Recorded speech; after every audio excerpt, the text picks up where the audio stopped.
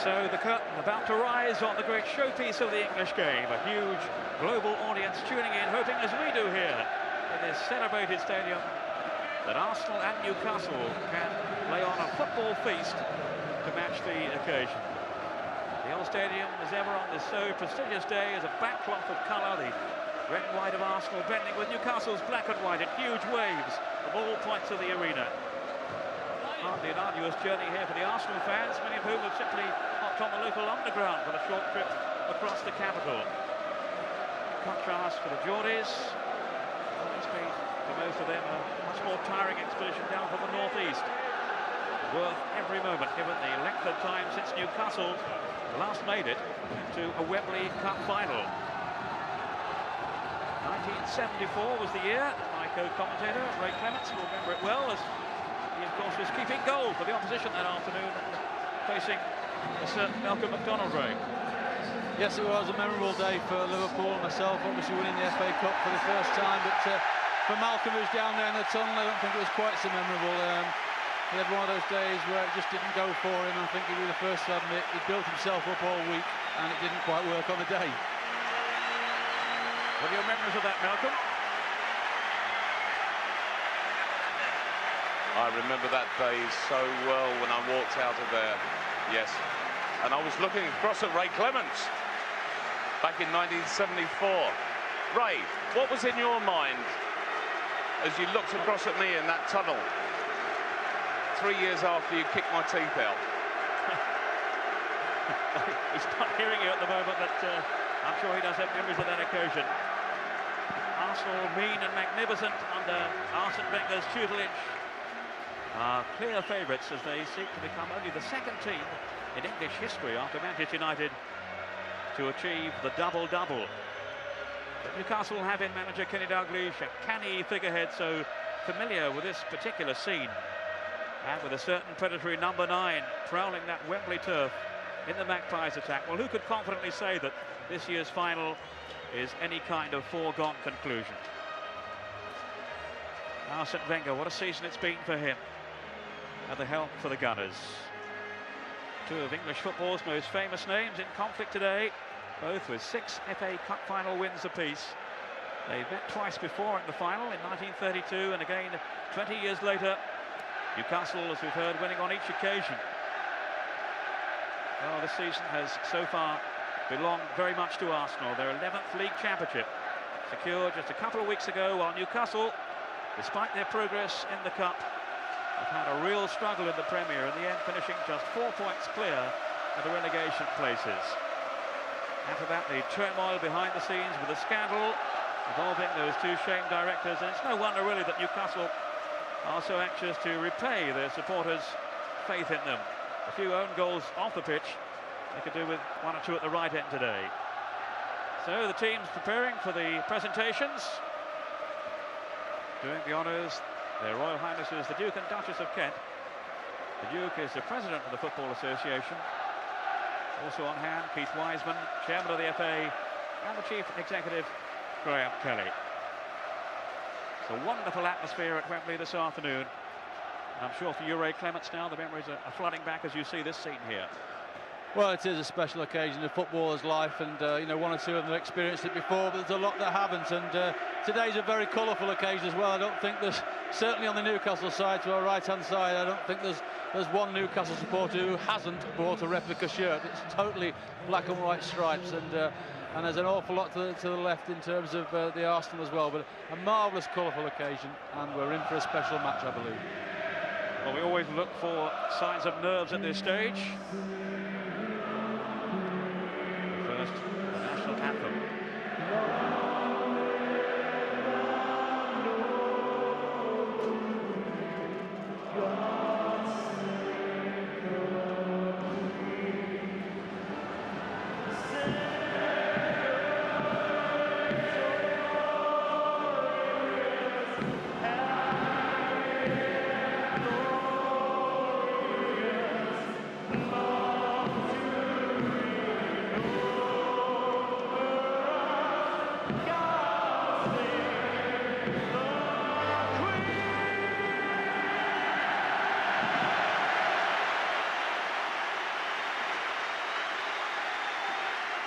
So on with the formalities.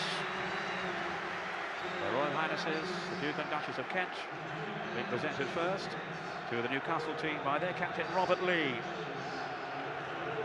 Skippering then Newcastle today, having come back from injury. I don't think there was too much doubt that he would be in the team, indeed that he would be wearing the armband today. Alan Shearer, who was captain in his absence, said, no way do I want it that day, it's Rob Lee's. And he has been such an influence for them down the years. Shaka Hislop will be the reserve goalkeeper today. There is Kenny Dalglish. Well, the canny Scotsman, can he pull off? I think what will be, Ray, a major surprise today if they do win. Yes, I think, talking to a number of Newcastle fans outside, as much as they're desperate for their side to win, they do believe that if Arsenal hit the sort of form that won the Championship, they'll find it difficult to cope with. But, what Kenny has done this year, he's made them very resilient and very difficult to play against, and that gives the Newcastle fans some hope. Well, Tony Adams has seen it all before, of course. Captain of Arsenal, and hoping to become the first Gunners captain to lift the FA Cup twice. There's Christopher Wray, the Liberian, who will only have heard a short while ago that he was in the starting lineup. Overmars, of course, was a certainty. He's been a revelation in the second part of the season. Jean Gramondi, the Frenchman there next to Vieira, and of course Steve Bold, the oldest outfield player in the Arsenal squad, only among the substitutes today, but he has certainly played his part in their highly successful campaign. They look pretty relaxed out there, Ray. Well, there's an awful lot of experience on the Arsenal side, isn't there? There's a few years there, but there's immense experience, and that has showed in the latter half of the season when everybody said they're under severe pressure to win the title. They've kept going because they're used to that sort of pressure. Paul Durkin is the referee today from Portland Bill in Dorset. He's also England's representative at the World Cup finals. Introducing Duke of Kent there to Bill Jordan from Hertfordshire and Phil Johnston from Nottinghamshire. The fourth official is Graham Barber from Surrey, who's also a FIFA ref. Kenny Dalglish, a winner here as a player and as a manager. His experience could be invaluable today as he plans his tactics against this Arsenal team which has taken the English scene by storm. So let's take a check then on the Wembley lineups this afternoon. And how significant, I wonder, will the loss of the injured Dennis Bergkamp be for Arsenal? A sad day for the Dutchman as he misses out on his first Wembley final. But what a moment for Liberian Christopher Wray, chosen as partner for 19-year-old Anelka up front, ahead of Ian Wright. Elsewhere, no surprises. Dixon, Adams, Keown and Winterburn at the back. The two Frenchmen, Vieira and Petit, who form such an accomplished combination, patrol the centre of midfield with Parlin and the effervescent Overmars in particular, hoping to open up Newcastle along the flanks. Well, as you say, it's a tried and trusted back four. It picks itself with David Seaman behind it. And of course, Vieira and Petit have been so influential with the help of Parler in midfield. Mark Overmars will cause problems down that left-hand side, I'm sure. And the big surprise, I think, is Christopher Wray playing and Ian Wright being left out. It's a young front two, and it'll be very interesting to see how they cope with their first Wembley appearance. Well, out to Newcastle, and with Keith Gillespie ruled out injured, it's pretty much the expected team, really, that Kenny Dalglish has chosen. Shay Given, the young Irishman, has emerged as first-choice goalkeeper over the season. There's experience at the back, of course, with the veteran Pearce, who was here with Nottingham Forest in the '91 final. He's alongside Howie and the Greek international Dabizas, with Barton and Pistone on the flanks. In midfield, there's the England connection with World Cup hopefuls Batty and the captain Lee. They're joined by Gary Speed, and up front, the Georgian Ketsbaia operates as the main foil for Alan Shearer. Well, I think there was one or two decisions for Kenny to make. Would he play Howie or Albert? And he's gone for Steve Howie in the back three there. Was there a chance of Steve Watson getting in on that right-hand side? But Warren Barton's got that spot. And of course, up the front, would it be Timuri Ketsbaia or would it be Anderson? And he's gone for Ketsbaia up there. So decisions have been made. I feel that maybe Arsenal might get at the Newcastle back five in the wide areas. But it'll be a very interesting game and one where I'm sure we're going to see some great football. Well, there's no more inspirational leader in the English game than Tony Adams. His personal confrontation with Alan Shearer could well be a real key point today. Former England captain Adams against Glenn Hoddle's current choice as skipper. Together in France, but such intense rivals this afternoon. 5 goals en route to the final. No question that Alan Shearer provides the big threat to Arsenal's double prospects. And it can't have been easy for Arsene Wenger to overlook Ian Wright, but that's a measure really of the progress that this young man has made.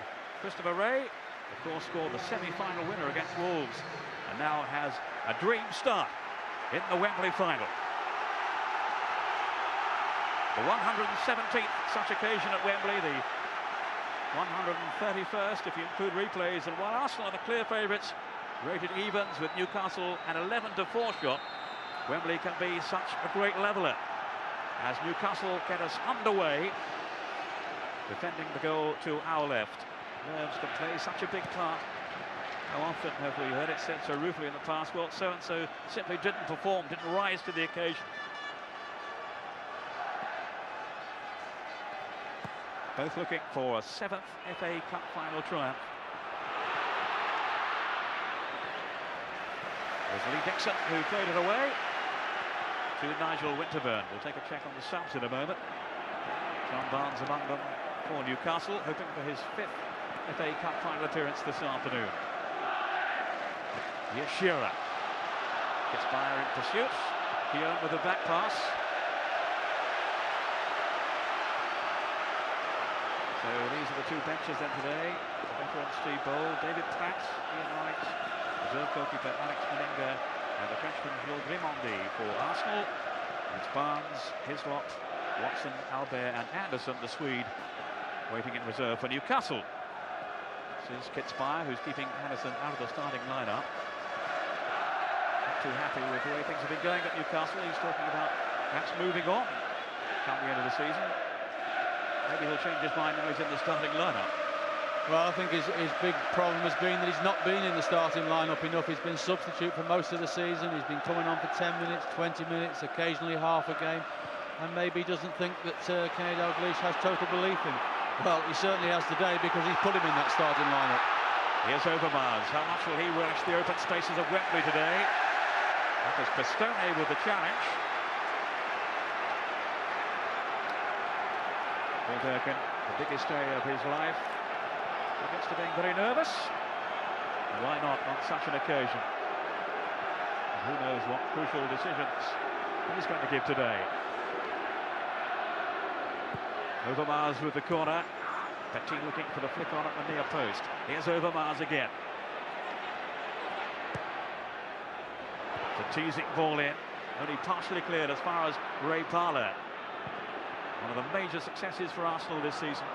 How much his game has developed under Arsene Wenger. So that's a foul by Parlour, who of course only just missed out on the latest England squad. I think Ray Clements, with your England hat on, he was pretty close, wasn't he? He was very close, yes. There was a lot of debate went on about who was going to be in and who wasn't. And unfortunately, Ray just missed out on this year, but he's had a great season. You know, he's got himself in and around the squad, and if he continues that form at the start of next season, I'm sure he'll be considered again. But he's still young enough to be, you know, a big part of the England setup in the future. It's a scorching day at Wembley. The temperature is bound to play a part, especially later on when the teams begin to tire. Away by the redoubtable Adams. In goes Barton. Then Pistone. Pistone, it would seem, Ray, detailed to pick up Overmars. Yes, certainly. That's they obviously feel that Overmars is a danger man. They're doubling up on him. That Barton or Pistone are following him everywhere. And Overmars certainly, when Bergkamp is out of the side, has been the person who's taken on the mantle of being the creative playmaker and also being one who scores vital goals. Here's David Batty. His duel with Vieira in the midfield is going to be so crucial as well. Now, Stuart Pearce. 36 now. Still with so much enthusiasm. Not resting on this young man's shoulders. Christopher Wray scored some very important goals for Arsenal. including that one in the semi-final against Wolves. Who would have thought at the start of the season that Anelka and Ray would be the first choice partnership up front? Well, of course, injuries have played a big part in the absence of Bergkamp. But Wenger kept faith with Ray and Anelka when many observers were saying he needed to bring in more experienced players as cover. And that faith in them was paid off. Well, Anelka certainly has been outstanding in this last third of the season. Certainly he had one or two problems adjusting early on. His work rate was questioned. His commitment was questioned at times when he first came into the side. It all seemed a bit much to him, but let's remember he's still a teenager and he's come on leaps and bounds. But this will certainly be his big test, an atmosphere, intimidating atmosphere, and also, you know, a very, very hot day which can, you know, soon drain a player. Here's Petit. Lovely ball in for Overmars. Over the Bizas. That was Pistoni covering. 5 minutes gone in the FA Cup final. No score. And a rather nervous clearance there by Shay Given. Chosen ahead of Shaka Hislop and Pavel Cernacek in recent weeks. Cernacek indeed is injured at the moment anyway. Here's Vieira. Now on Anelka, no doubt about Anelka's quality. He was clattered then by Dabizaz. Winterburn hoping to spot an early opportunity, but couldn't deliver. Yes, Petit was not too happy there, but to be fair to Winterburn, he saw on that far side that Dixon had made a late run, was in acres of space, but unfortunately as he tried to play the ball, Petit just got in his way and it made it impossible for him to play the type of ball that he wanted to. Here's Katzbauer, the first Georgian to play in an FA Cup final. He seemed resigned to being only a substitute today, but Kenny Dalglish had other ideas. Tony Adams with Keown. Such a formidable partnership in the heart of that back line. My word, there's some experience back there with Dixon and Winterburn as well. This is Stuart Pearce. Aiming for Shearer. Keown with a header away. Vieira, excellent play by him, releasing Winterburn. Overmars wants it played ahead of him. Once again, poor service from Winterburn, who looks ruefully at the turf. And Stuart Pearce with an early problem here. Won't bother him, Ray, will it? No, it won't bother him, but if Paul Durkin sees it, it will bother him, because obviously the rules of the game now, any blood around the face, any cuts on the head, you've got to go off and get it stemmed. So when Paul Durkin sees that, I'm sure he'll stop play and some form of treatment will have to be taken. Certainly referees won't take risks with head injuries. Dixon. Good one by Parla. Away down that right side. And certainly a timely intervention by Steve Howie as Parla went surging forward there. Great break by Parla. Well, it was. He drew Stuart Pearce in towards him and then quickly sped past him, and Stuart didn't quite have the legs to get after him, and Steve Howie did well to get across. And here, exactly, Paul Durkin spotted the cut now, and as we mentioned, he'll have to be sorted out.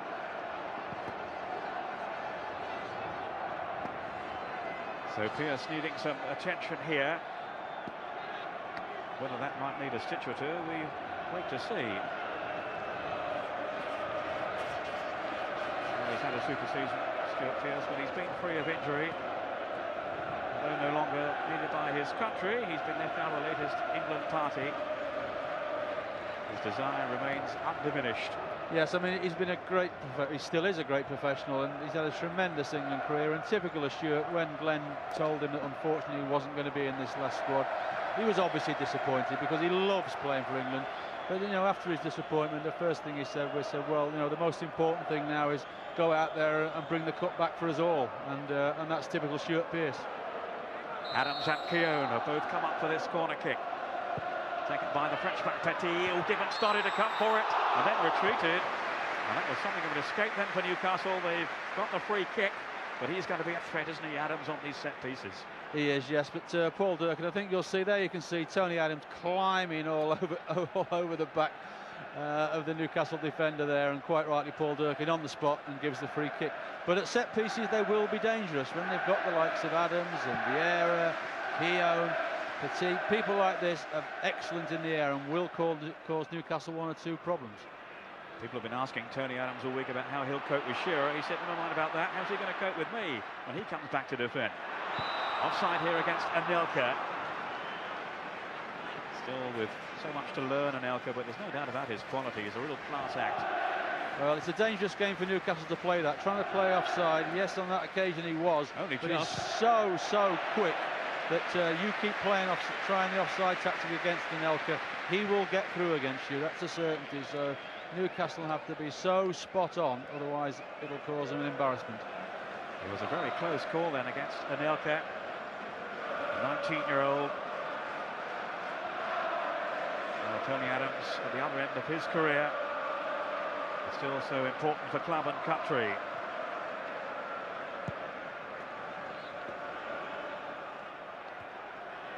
The jump by Gary's speed is very useful in the air. This is Vieira. 10 minutes into the final. Pierce hoofing it forward towards Alan Shearer. Adams is there. Then Dixon. A challenge by Anelka. He certainly found it hard to cope with the physical demands of the English game initially, but he has adapted. So has Christopher Ray, his front-running partner this afternoon.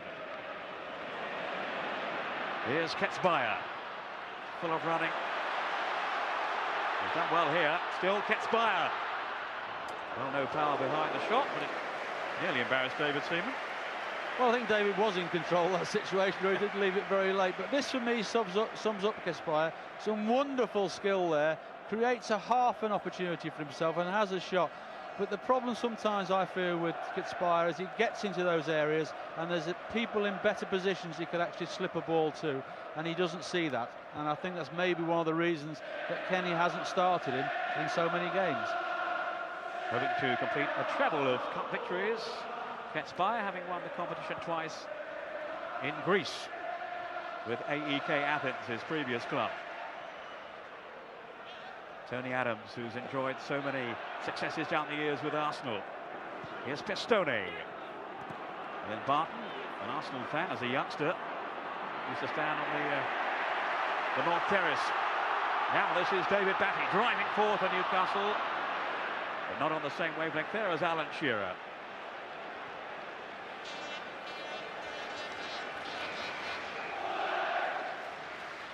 Tony Adams with time to compose himself. Well, here's it's a really fierce challenge there from David Batty, but for me, he made contact with the ball first, and Vieira's going to have to deal with that. Batty sent off in the final league game against Blackburn. This is Pistone, and he had the pace then to contend with Overmars.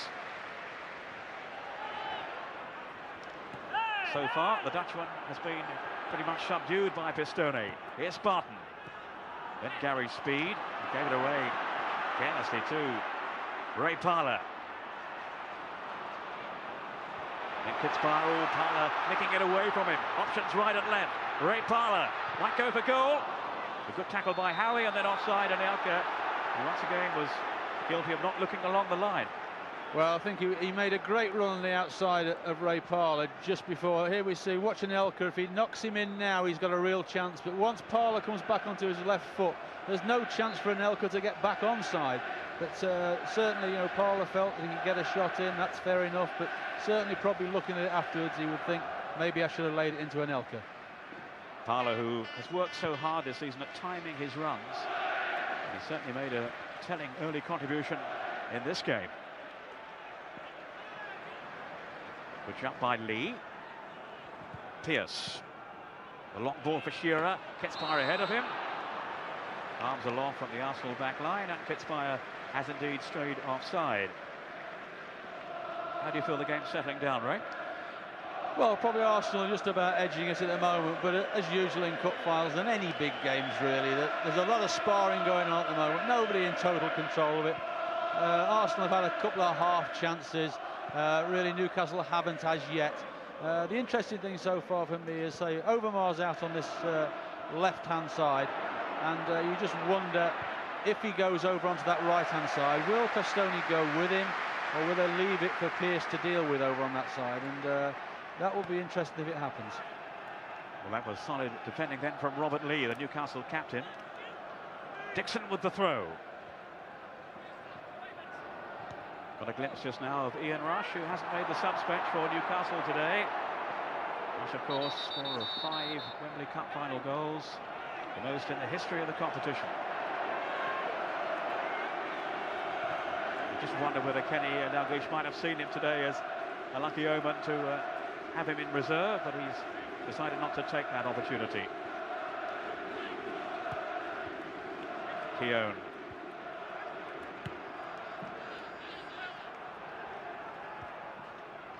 This is Vieira. Now Petit, and he was caught then by the tackle from Gary Speed, the Welsh international. Vieira with the free kick.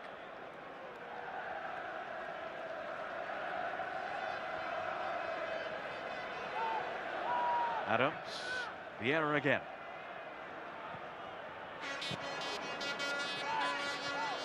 "15 minutes gone in the first half. No real chance for either side created as yet, but that's Vieira now, seeking out Petit, who does make these timely runs from midfield. And Gibbon has carried the ball over the line for the corner.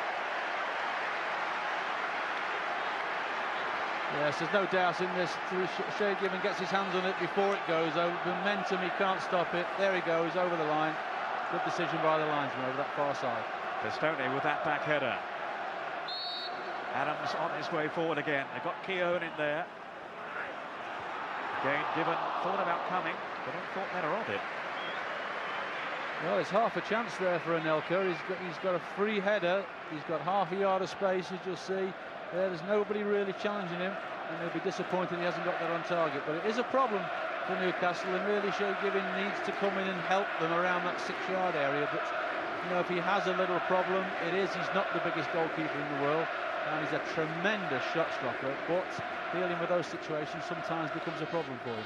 But is he going to be suspect this afternoon against the likes of Keown and Adams? A wayward pick then by Stuart Pearce, who of course scored in that 91 final against Tottenham, but eventually finished up on the losing side with Nottingham Forest.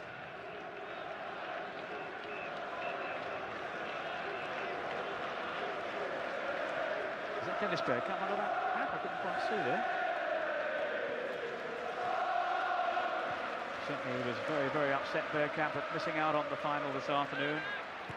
In tears when he had to break the news to his wife. And this, of course, after earlier in the week he'd seemed a certainty to play for all his injury problems. Yeah, Stuart Pearce at his best there, wasn't it? Yep, or his battling, worst, showing commitment, going through everything that was in his way. There's the first one, and here's the next one. There you are, Mr. Ray. This is what's an FA Cup final. You need to show a little bit of commitment. Welcome to the Cup final. Paul Durkin giving the free kick then to Arsenal.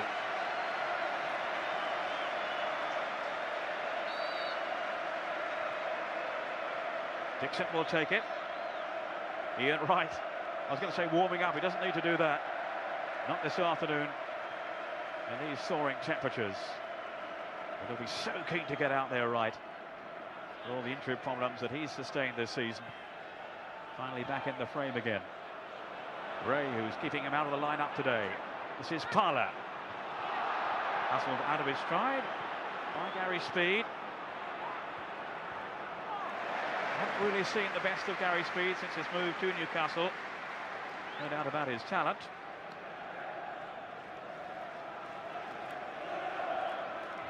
Not really settled yet up at St James's Park. Off the head of Dixon for a throw to Newcastle. 27 degrees down there at pitch level. No, it's a problem for the players. You know, looking from our vantage point, there's a lovely breeze. The flags are fluttering quite a lot in front of us, but down on that pitch, the breeze doesn't get there, and it gets very, very hot. You know, 27 degrees, and it'll probably get hotter as the game goes on, I would think. But neither side as yet establishing any real command. Such a difference in their league form. Arsenal simply going from strength to strength as the season wore on. But Kenny Dalglish's team, well, they eventually really just finished clear of relegation. their worst position since the new Premier League was formed a few seasons back. Petit being hounded there by Rob Lee. Free kick to Arsenal, which Vieira can't take from there.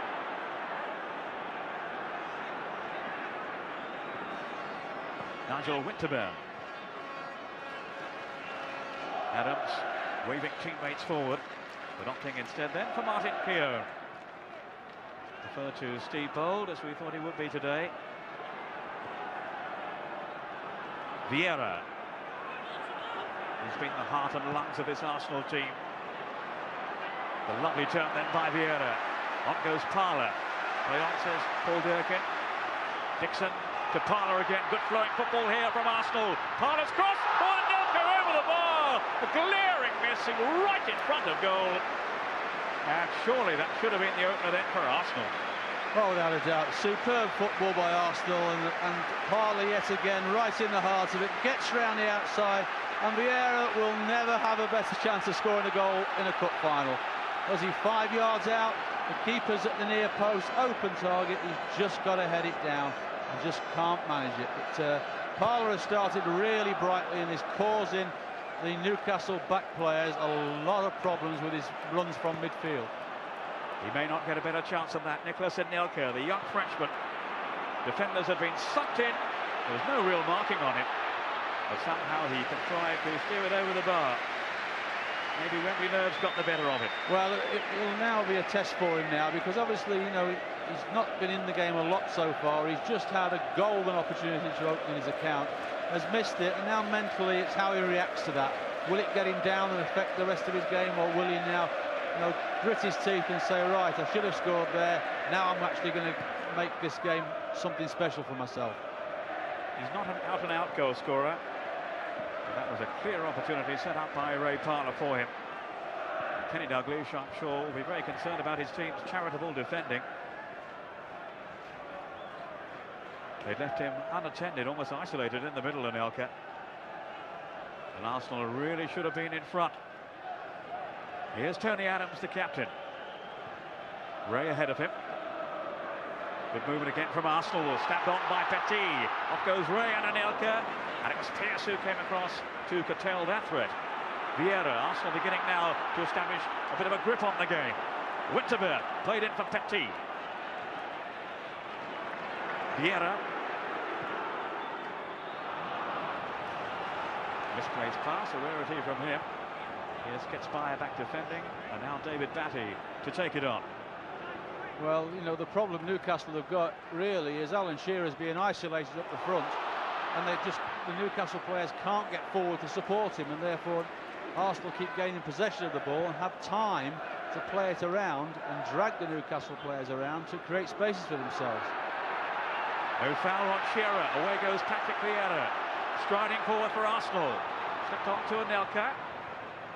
Parler. Vieira's in the box. Overmars had arrived as well. And it was Warren Barton tracking back with him.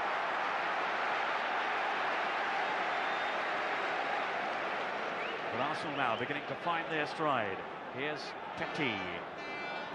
Hoping to play a part in France's World Cup campaign, but might be touch and go. The likes of Anelka and Vieira also very much in the reckoning. Here's Overmars, will be there for the Dutch team. He's through here and has scored! Mark Overmars for Arsenal! Halfway through the first half, and well, Newcastle were warned. It had been coming. Well, you give space behind your defence, and with this pace that Arsenal have got, he gets the other side of Pistone, gets his body across him. Pistone can't touch him, and as Shea Given comes out, just tucks it through his legs. It's a delightful little ball from Petit, but just look at the pace of Overmars. No way Pistone can get near him, and that's the goal that, to be fair, has been coming for a few minutes, because Arsenal have taken control of it, and Newcastle have spent the majority of this game in their own half of the field. His 16th goal of the season to underline his searing acceleration. And how often this season we've seen that ball, that kind of ball played through by Emmanuel Petit. He's so adept with that range of passing.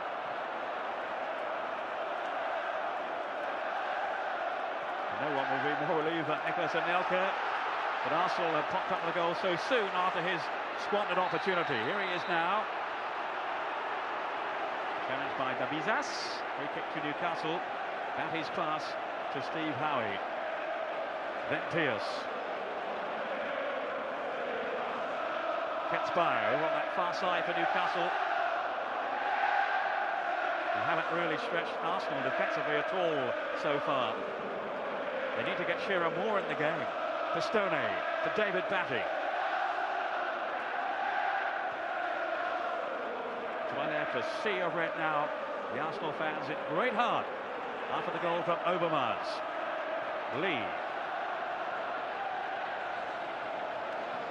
This is Pistone. Now David Batty. By Lee to Barton. Good football here from Newcastle. It's broken up by Parler, but then Batty can go forward again. Shearer's in the centre. Felt he was impeded by Lee Dixon. The referee didn't see it that way and has given the goal kick to Arsenal. Who are so hard to break down, Ray. Well, once they get that goal in front, they've got a reputation over the years. You know, we see this marvellous goal yet again, but they've got a reputation once they get in front. They are difficult to break down, and they've deserved that reputation. But what they've got now is they've got this amazing pace up the front, not just from Overmars, but in Anelka and Ray, and Parler's got pace as well. He's gained the yard this year in the way he's lived his life. And all of a sudden, they've got people who can break from the middle of the field and cause sides embarrassment. I think all the players have gained a yard or two this season under Wenger. He has instilled so much confidence into their play. Pistone, who simply couldn't contend with the pace of Overmars. Petit, his vision, that released Overmars for the first goal of the afternoon.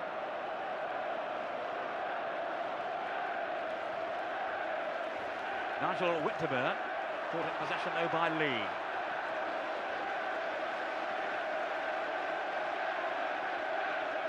Well, he started the season a little slowly, Overmars, but over the past few weeks, he has been simply outstanding. Well, again, he was another player who's come into this country and just found it a while to adjust to the pace and the commitment of the Premiership. But once he did, he's taken it by storm. And, you know, not just this goal, but you think in their Championship, some of the vital goals he scored, you know, one against Manchester United at Old Trafford, I remember in particular. He really has had a big influence on towards the end of the season. Lee, we're seeing a lot of the ball in the first half. But still, they can't get Shearer away. Ray Parler is having a storming match for the Arsenal. Dixon to Ray. Good job then to fend off the challenges too. Here's Vieira, who seems to be available in the centre of the park. By Winterburn. The Spartans' interception. Ketzbauer. There's only Alan Shearer right upfield. They haven't been sufficiently incisive with their attacking so far, Newcastle. Let's see what Pistone can do here. Shearer's made the run for him. It was a poor delivery, and then Adams giving it away. Shearer bending over his cross. Speed lost his footing at the vital moment, but here's Ketzbauer! Certainly a catchable height for David Seaman. Yes, I mean, an easy save for David Seaman, but at least it's woken up the Newcastle fans. This is the first time they've seen any semblance of a Newcastle attack. Good power in it, but David Seaman in exactly the right position. He's got full sight of the ball from the minute it's struck, and it's a simple save for somebody of his quality. Well, the first time he's been called upon, really. Let's see what Malcolm McDonald has made of the first half so far. Malcolm? I've been quite intrigued by it all, I have to say. The difference between the two sides is that when Arsenal are passing, they're so comfortable with it. And they're always passing, always underneath the nose. And yet Newcastle, when they pass, they're stretching for everything. And that they're putting themselves always into difficult situations. And there, to me, is the main difference. Thank you, Malcolm. In goes Parler with Barton. And the referee has given the free kick to Newcastle. And Barton, who scored at Highbury in the 3-1 defeat Newcastle suffered a few weeks back. Indeed, they've won both games, the Arsenal against Newcastle this season.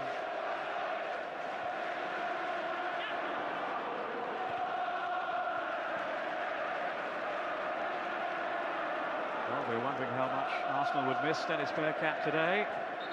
Not too much at the moment. They have been on top, no question about that, and deservedly are leading. Dabizas, the first Greek player to appear in a Wembley FA Cup final. He's hardly been at the club a couple of months. Gets Bayer, then Gary Speed. Getting more determined defending by Arsenal. Away by Adams to Vieira. This is where they're so dangerous when they set off on the counter-attack. The pace here of Anelka. Exposing Dabizas. Well, there was no finish, but my word, he covered the ground quickly there. Well, that's not the first time in this opening part of the game that he's got against Dabizas, and all of a sudden he's been given a yard to catch up, and Anelka's got beyond him in the space of about 10 or 15 yards. He's just got such a lightning pace, and you can see Dabizas just looking over his shoulder thinking, you can't catch me surely, but he does every single time. Offside against Gary Speed. I mean, they say he lacks aggression, Anelka. I didn't like it there. No. And Steve Howe, you know, he's talking to his fellow defenders there, saying we've got to push up more. But I think against Arsenal, if you push up more and give even more space behind you, then you will get caught out, because you know, they don't have. All they've got to do is stay onside the front two, and their pace will give them chances. Another marginal decision going against Gary Speed there. One of the players that Kenny Dalglish clearly wants to push on from midfield in support of Shearer. But it's Arsenal calling the tune, at least they were. Here's Shearer now, on for Kets Bayer. Well, he's seen Rob Lee, but so too had Lee Dixon, bringing all his experience to bear there. Decade, of course, with Arsenal, Lee Dixon. But then the back line have been together for so long. They know each other's game so well. Winterburn, he's 34 now. On by Batty, Adams with great anticipation. Anelka. On by Lee, who's working really hard for Newcastle. Pierce. But so far, they're getting little change out of that Arsenal back line. Dabizas to Pistone. Barton. A good tackle by Winterburn. Dabizas on Anelka then. Anelka felt it was a foul. Paul Durkin didn't concur with that opinion. Here's David Batty.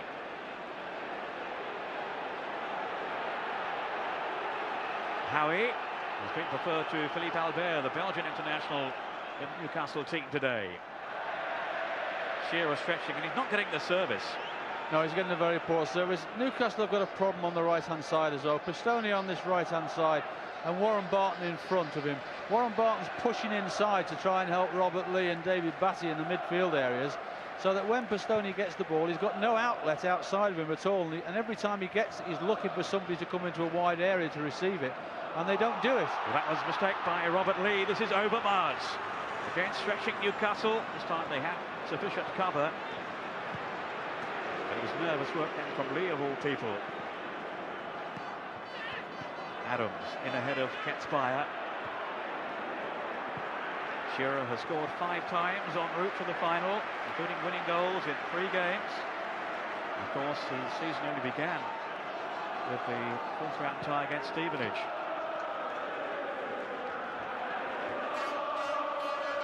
Usual determination there. In goes Ray, and he was bundled over. Free kick to Arsenal. They have got into the winning habit. See, they lost only 6 times in the entire Premier League programme.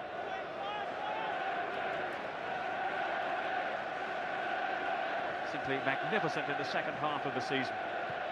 Hoping to bring that form to Wembley. Well, they have the upper hand so far, thanks to the goal midway through this first period from Mark Overmars. Adams, wide to Winterburn.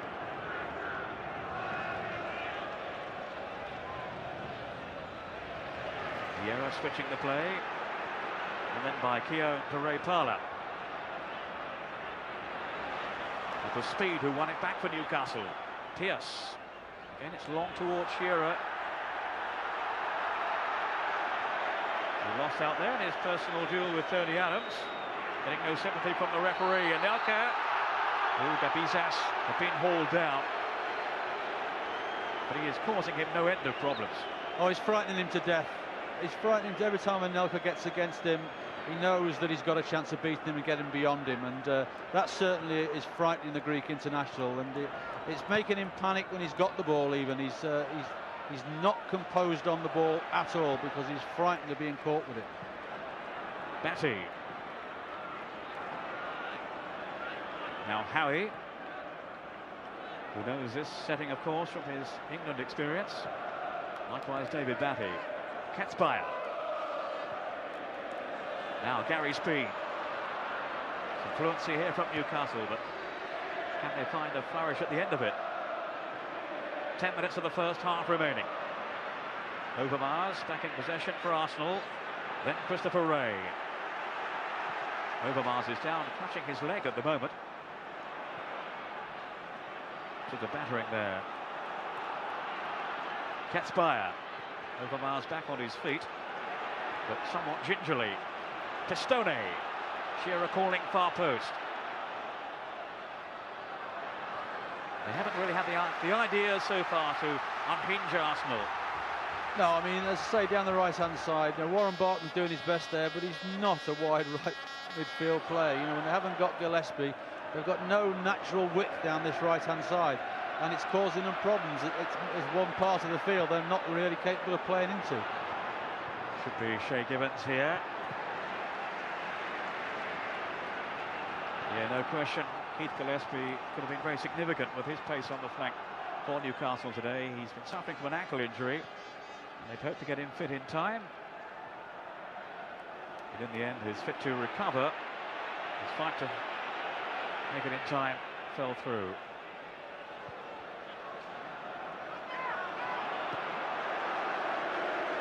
Arsenal are so well organised. Newcastle at the moment are baffled as to how they can get past. At the head of Keown. But that was out of play.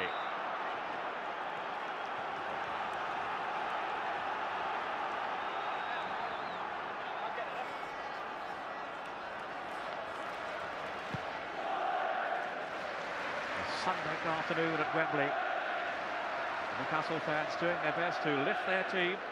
It's a real day out for them. Seeking their first domestic trophy, remember, Newcastle, since 1955. Laid off by Speed. That was Batty. And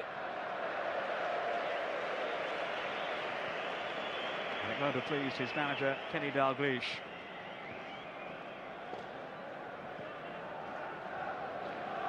Not renowned for his goal-scoring prowess, David Batty. Though he did score against Barnsley in one of the earlier rounds. The Seamen so far untroubled.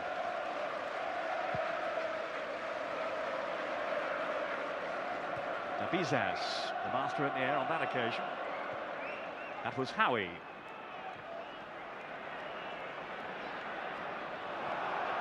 Gabizas climbing high against Anelka, who looked quizzically towards the referee.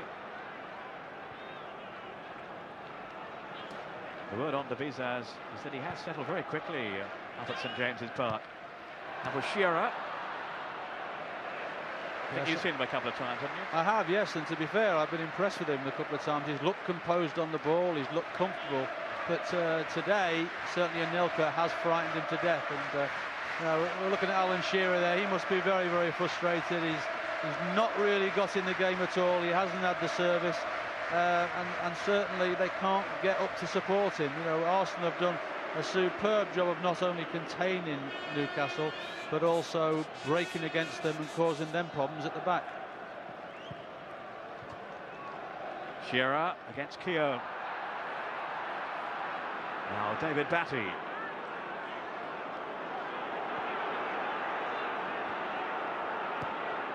They are at least enjoying some possession at the moment, Newcastle.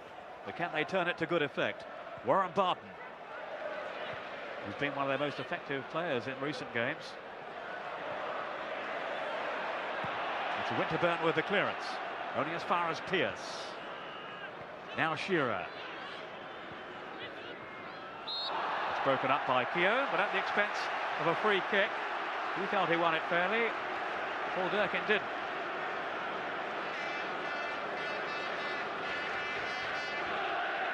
So Well, here's an opportunity. Well, certainly it's a tackle from behind, and that's something that Martin Keown needs to pick up on very quickly, because if he's going to be going out to the World Cup, then those sort of things are not going to be allowed. Now, will it be the right of Alan Shearer or the left boot of Stuart Pearce? They're both pretty effective in their own way. Pearce, who scored with a free kick in that 91 FA Cup final, but it's going to be Shearer, and he's bent it too high. His first major cup final, Alan Shearer. Yes, it's never going in. David Seaman always in control there. There was never a problem. And, you know, Alan Shearer, we know he's capable of doing that. But sometimes when you're not in a game for a while and not having a big influence on the game, sometimes you get frustrated. And when you get the opportunity like you had then, you snatch at it and don't make the sort of contact that you would do normally. Adams to Petit. Closed out quickly and eagerly by Lee. Now Barton, they're certainly making a fight of it in the midfield, Newcastle. With Lee and with Batty and speed. This is Alessandro Pistone, the former Italian under-21 captain. Lee, onto speed. This is encouraging now for Newcastle. At least it would have been had there been a better cross there from Pistone, who had time too on the ball. No wonder he's looking forlorn, Kenny Dalglish.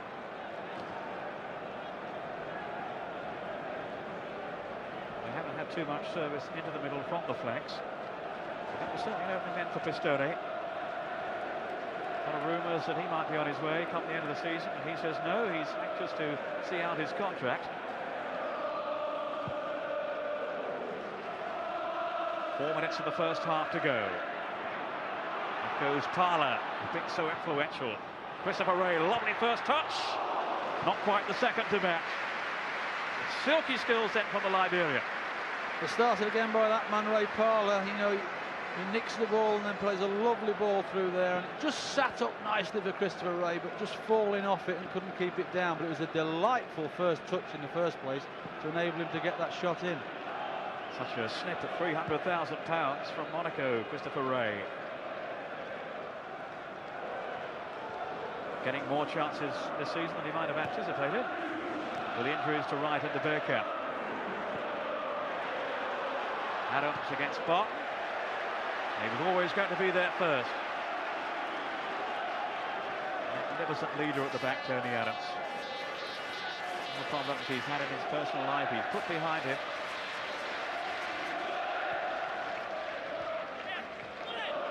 Barton. Now Pistone. Caught in two minds, really. Shearer not amused. Well, he's obviously saying if there's no width down the right-hand side, don't play it down there. Get it into me in the box and I just might be able to create something for you. But you keep playing balls into areas where people don't want to go, we're never going to create anything. Pistone, who's missed a third of the season with illness. He's been struggling with tonsillitis. Again, he's finally had the tonsils out this week. Gabizas with the back pass, under threat from Anelka. They can't relax for a moment back there, Newcastle. The speed off the mark of Nicolas Anelka. Keown hoisted forward. Anelka on his way back, clearly offside. But sensibly, the assistant keeping his flag down to enable play to keep flowing.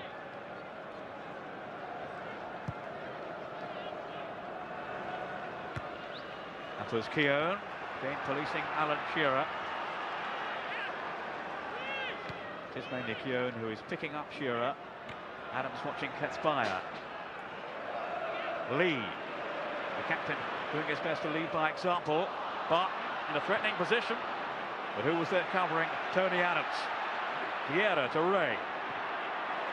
Good tackle there by Babizas. Beautifully timed. Here's Barton. We're in the last minute now of the first 45. Babizas appealing for offside, but no way. Overmars now. He's got Parlour alongside. Rick Parlour! They broke so quickly then on the counter-attack. And Newcastle once again were floundering. Well, there's a chance again. There's no way it's offside. There's a 1-against-1 situation, and you think Overmars might go all the way on his own, but a Parlour appears, a lovely ball into him, but Ray Parlour just snatched it, got underneath it, and it flew over the bar. And Ray Parlour puts his head in his hands. He knows that's a good opportunity, and really he should have tried to keep that down.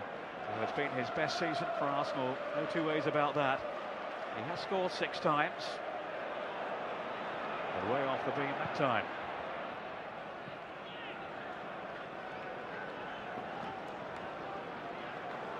But Arsenal have had the chances. Just the 1 goal so far, scored by Mark Overmars. We're now into time added on. And here is Dabizas. Swapping passes with Gary Speed. Ken Shearer is the outlet. Adams seemed to be leaning into him. Shearer certainly thought so. Oh, he's looking a little dangerously then, the Arsenal captain. Well, it's 6-1. Look, you see also Shearer's backing into Tony Adams as well, and that makes him, Alan Shearer's very, very good at that, and gains free kicks for fun off it normally. But Paul Durkin saw that, and Tony Adams could do nothing else than come over the top of him. Mates off the park, Shearer and Adams, but not on it. In goes Ray. Dabizas to the rescue. Pierce, and then the Greek defender. Dabizas getting it away. An offence now by Keown on Ketspire.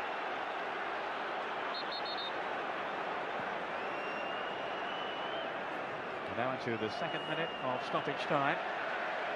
Paul Durkin just helping Ketspire back on his feet. I don't think he was too convinced that the injury was that serious. No, I think certainly it was more of it was made of it than what actually happened from our viewpoint up here. But Paul Durkin did an excellent job there, saying, hey, I'm not going to book him, so don't try it. Shearer with Adams again.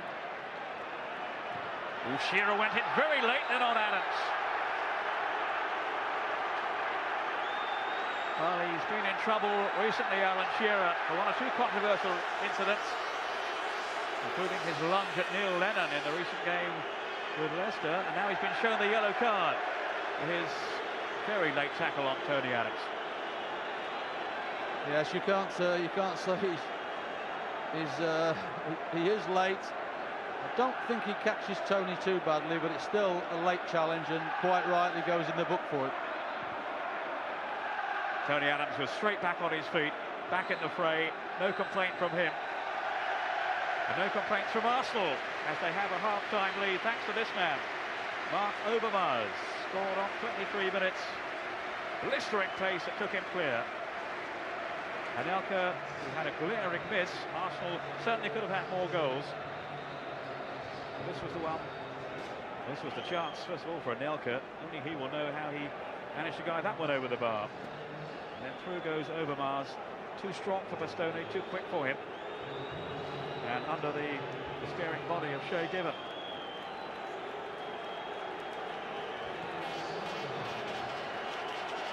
Beautifully taken goal by Mark Overmars. And Ray, no question, they are good value for this half-time. No, they deserve to be in front, that's an absolute certainty. They've had the better chances. Overmars has caused them problems, and Anelka has caused them quite a lot of problems with his pace.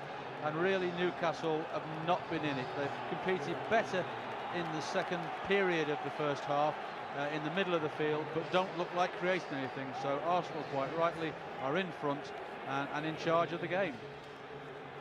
So Kenny Dalglish with much to mull over during the half-time interval. His team are trailing Arsenal in the FA Cup final by a 1-0. All set then for the second half, just looking round, no changes to either team. And it's Vieira on the ball for Arsenal. Then Lee Dixon. Playing, of course, in Pat Rice's old position. Shearer's first touch is a bit too delicate. His frustration boiling over at the end of that first half with his booking, Alan Shearer. Needs to keep his temper in check. Rob Lee. Wide of him is Barton. Played in for Shearer. Now for Stoney. He swung that behind and out of play. It really has been a major disappointment for Alan Shearer in terms of the service he's had from the flanks.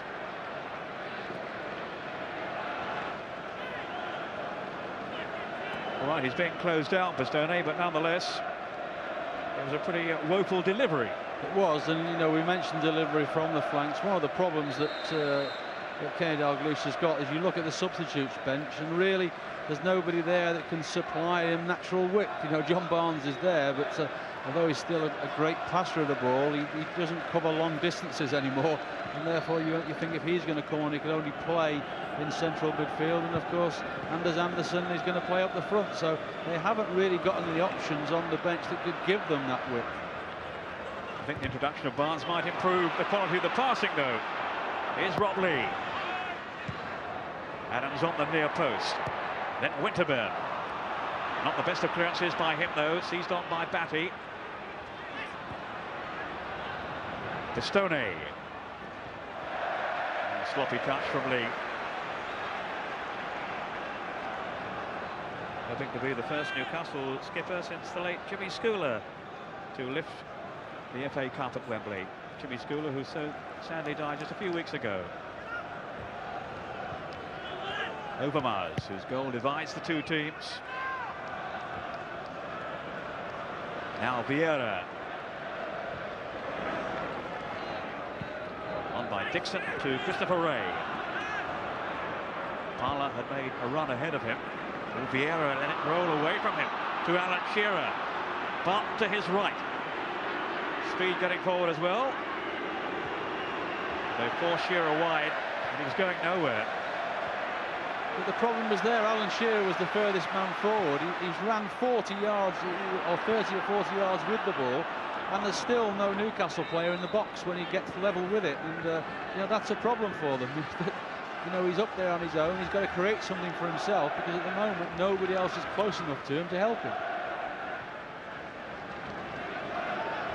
Well, they found scoring goals a real problem throughout the Premier League campaign, Newcastle. And they're not creating too many worthwhile chances today. Here's Pearce. And it's really hard going against a splendid Arsenal back line, which of course is so often reinforced by the likes of Petit and Vieira. Throwing up a blanket just in front of them. Here's Petit now. The late tackle from Warren Barton. It's a hideous challenge. That's going to be another yellow card to follow Alan Shearer's booking. Yes, again, very late. I mean, I'm not... Yes, I mean, he's caught his left leg. I don't think when he sees that on the video that he's any qualms for not going in the book. Vieira cleverly turns out there, and Warren Barton catches his trailing leg. Thankfully, it's not a real problem to Petit, but certainly it puts an extra pressure onto Warren Barton with a yellow card against his name. Petit just receiving some attention. He was injured, of course, in the match against Everton recently at Highbury when Arsenal won the championship. There had been a doubt about him initially in terms of playing in this cup final, but the injury didn't prove to be quite so serious as was first feared. Now Pistone loping forward down that right side. Vieira back with him though, showing his appetite for industry and hard work. Foul then on Tony Adams. Free kick to Arsenal.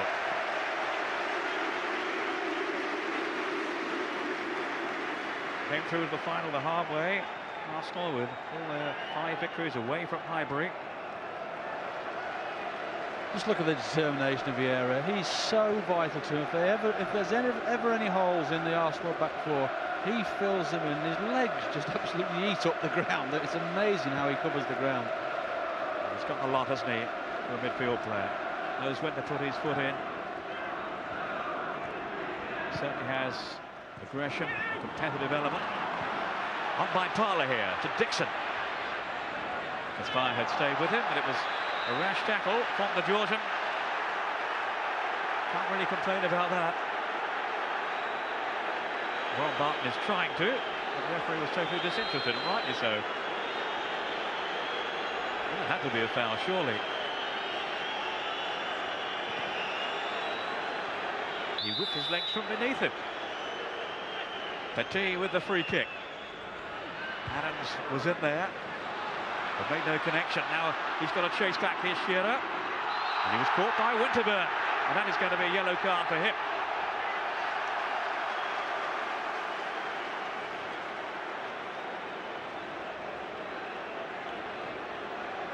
And again, no argument. Shearer sent tumbling by Winterburn.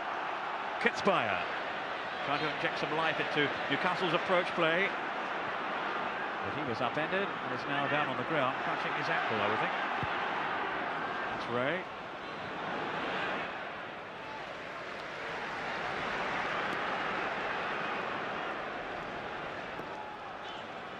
He's got an arm injury, in fact, Kitzbauer. Yes, I think as he actually fell on the ground there, he either twisted it or actually there was a boot that made contact with it, quite accidentally, but you know, I think it'll be painful for a couple of minutes, then it'll go away, I'm sure. The boot was high from Warren Barton. Again, incensed by the decision. Warren Barton needs to be careful. He's already been booked for a foolish tackle on Petit, and the last two instances of appealing to the referee, gesticulating with him, and you know, if Paul Durkin wanted to be, if it goes on too long, he could send him off for that. It could be a second bookable offence. He also dived in there at Winterburn. Way was he 10 yards away. Just needs to calm down now. Compose himself a little, Warren Barton. On the ball here. Howie. Now Robert Lee.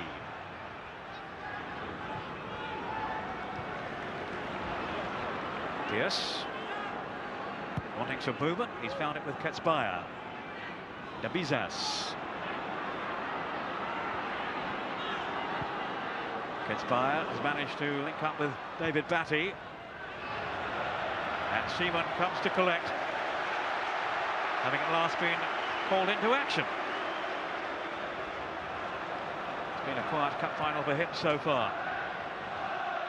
Overmars. Now Parla. Dabizas, another yellow card.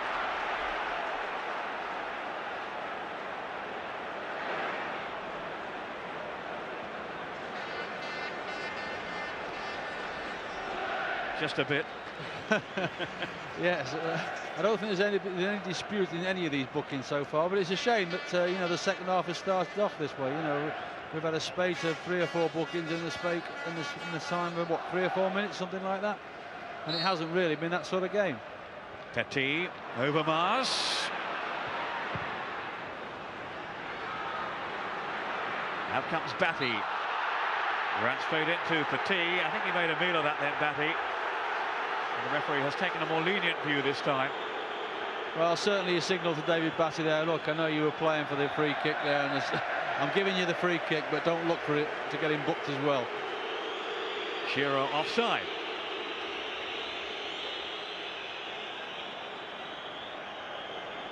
He's having a busy second half. Paul Durkin, along with his 2 assistants.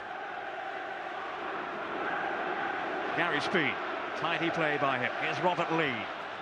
Barton to Pistone. Batty to Barton. Cross comes Tony Adams. And he made sure that ball was his. But in fact it came off his arm. And the referee has pointed for a free kick.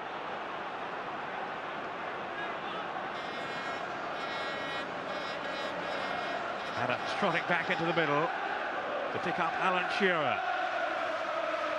We've got the aerial threat of Gary Speed in there.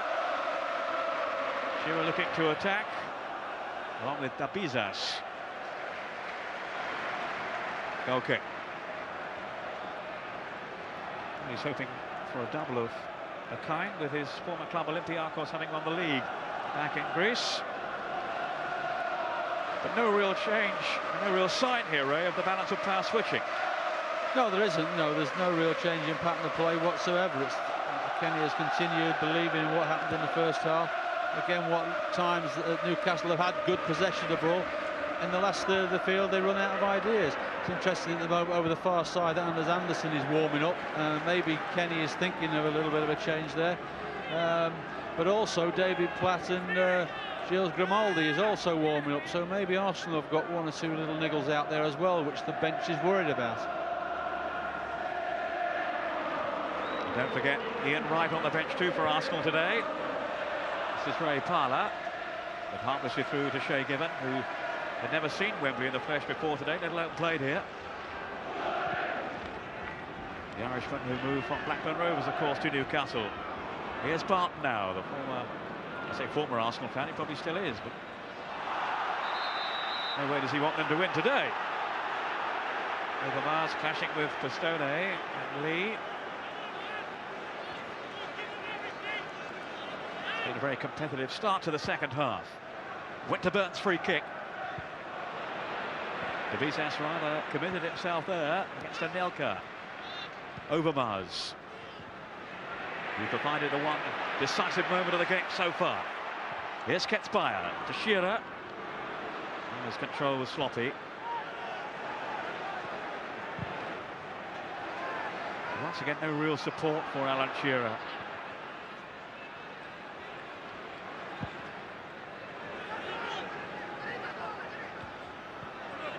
Winterburn.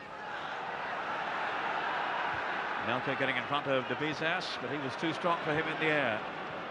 Ketzbauer. Away from Petit.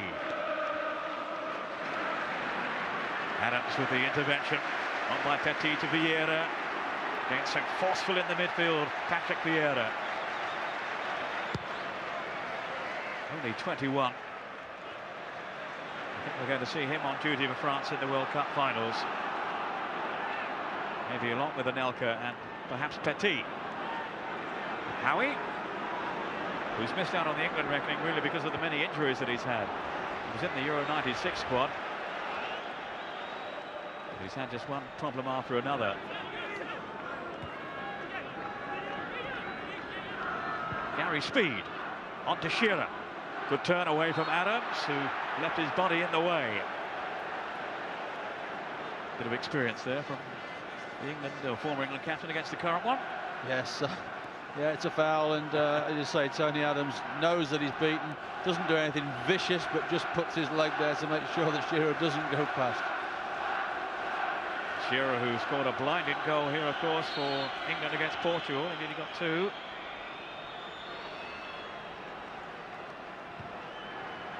Lee's free kick. It won't fall for Shearer. Hoisted away by Keown. And Pierce settling for the throw. Pistone. They've got to show some adventure in this second half, Newcastle. Certainly more poise in the last third of the field. Goal kick. Dixon against Gary Speed. He knows he's there, Dixon. And again, using his experience, wasn't he, getting his body in front there, and no way Gary Speed could get around him to actually get to the ball. Paul Durkin ruling in Dixon's favour. One of the old heads at the back, Lee Dixon. Over 450 appearances for Arsenal. Adams is now approaching 600. Ketzbauer to David Batty. Batty again. Shearer's after this one, but Adams is there.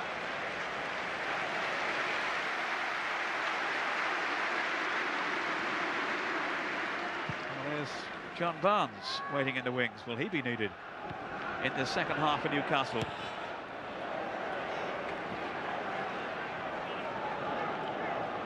Arsenal are preparing to send on David Platt, I gather. Ray Parlour could be the man to make way. Whether there's an injury there, I'm not sure. Well, he got through an awful lot of work in the first half, didn't he? And towards the end of the season, he has had a tight hamstring, which has kept reoccurring. Maybe that's what's reacted here today. And I say on a day when, if you've got any injuries, they're going to get found out. And Howell gone. Mark Overmars with that goal halfway through the first half, still separating the teams in this Wembley FA Cup final. And it's not getting any cooler out there. A very hot day. Keown Arsenal certainly been hot in patches, not continuously. Newcastle will still feel they're in with a shout. On by Shearer, especially when he's out on the field. The most dangerous marksman in the English game. But he has been tightly policed today by those two central defenders, Adams and Keogh. Arsene Wenger, wondering if he is now going to be the first foreign coach to win the FA Cup here. Woodward, of course, player manager last season with Chelsea. Wenger, the first foreign coach to win the title. Rob Lee.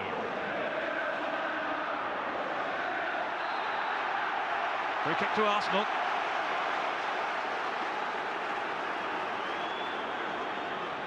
You have to say in this last 5 minutes that Newcastle have picked up the pace a little bit, have taken more of a grip in midfield, but it's that final third of the field they've still yet to create something from. But certainly the midfield performance in the last 5 or 10 minutes has greatly improved.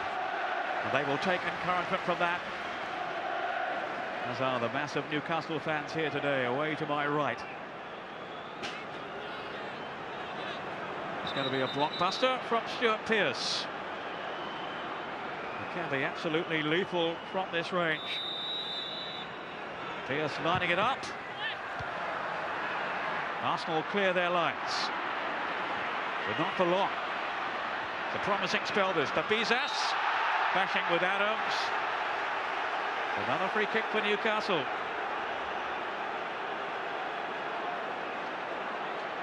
Very positive and forceful here, Babizas, until set flying by Tony Adams.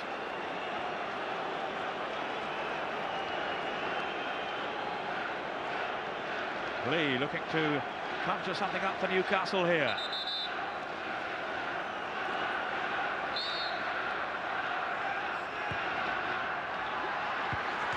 Off the crossbar from Babizas.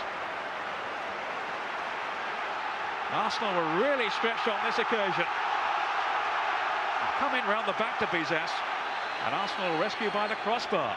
Well, certainly that's the first time they've exposed Arsenal at the back, and I'm not sure if it had been a little bit lower that David Seaman would have got to it. He had to make ground from the near post to the far, and that very, very nearly sneaked in.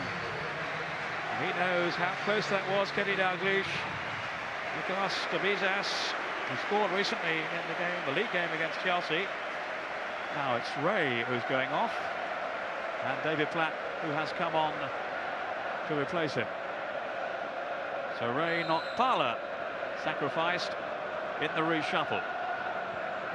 Well, maybe Arsene Wenger's just a little bit worried that the amount of ball that Newcastle have had in the middle of the field in this last 10 minutes, and he feels he needs to really strengthen up that midfield, and Platt can do that job, and also he's still capable of breaking forward. So I would think that's what's in Arsene's thinking. Let's be honest, Arsenal are in front. They don't have to push the game.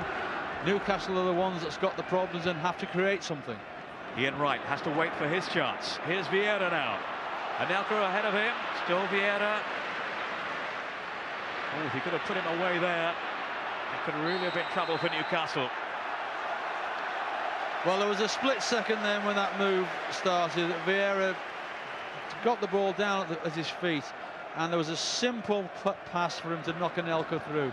If he'd have knocked that pass, Anelka would not have been stopped, and it would have been possibly, as good an opportunity as he'd had in that first one he headed over. But the game remains in the balance with just a one goal or slip by Keown. Off goes Shearer. Great strike. So unlucky, Alan Shearer. He pounced in an instant then. Seaman was beaten. Saved by the upright. Well, how many times have we seen that? Alan Shearer hasn't really had any service. He's had no chances, and he's been pretty much out of the game. And then out of nothing, he gets the chance on his weaker side, his left foot. But he certainly had David Seaman beaten, and he had the unlucky sight of it hitting the post and coming back to him. But I would be fair and say David Seaman's angles were excellent and didn't give certainly Alan Shearer as much space as he would like to hit. He's barely had a sniff of goal all afternoon, Alan Shearer. But suddenly he was in the clear after a mistake there by Keown, who seemed to tread on the ball. Lightning pace from Shearer. As he hits it here, there's very little for him to aim at. And you can see with David Seaman stretching to his left-hand side, that certainly had to be. From there, it just goes past his left hand, and it was always going to hit the post once it had gone past there. But real hope now for Newcastle that this final is not yet lost. Adams. Shearer. Broken up by Patrick Vieira. Then Keown to Dixon.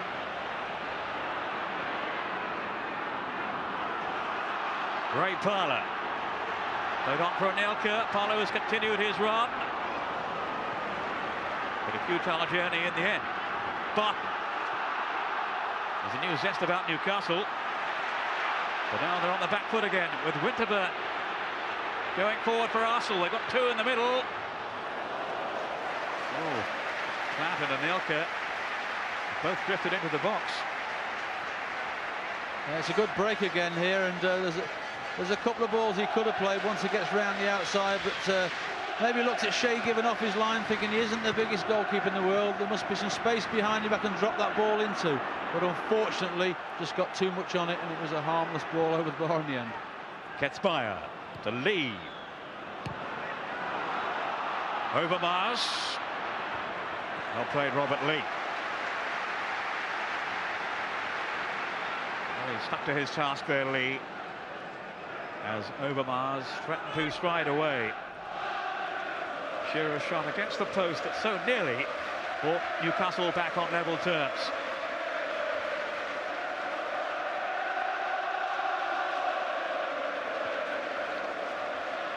Adams. Overmars. A little careless with his distribution. The Bizas coolly away. Now David Batty in that Newcastle engine room. He's found Shearer. Speed with quick feet. Now Lee.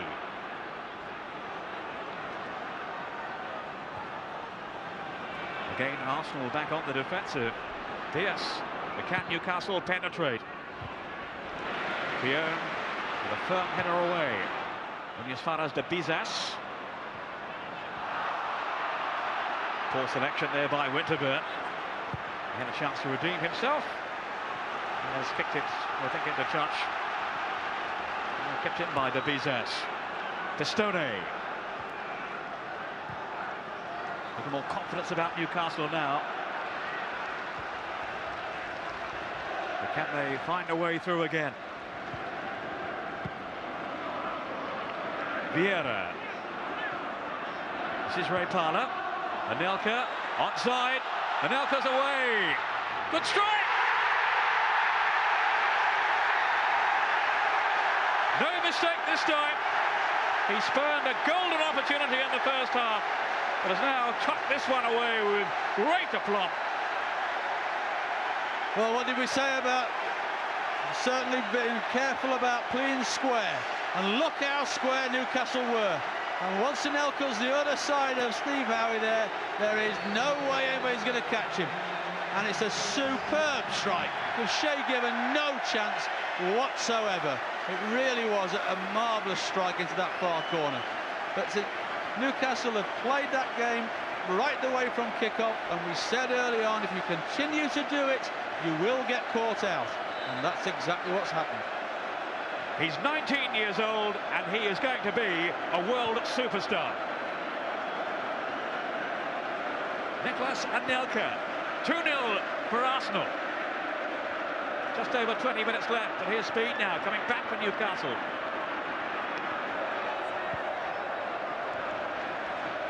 Ketspire's cross. Seaman has come for it. I think Keown has seen it. But it was really positive then, David Seaman.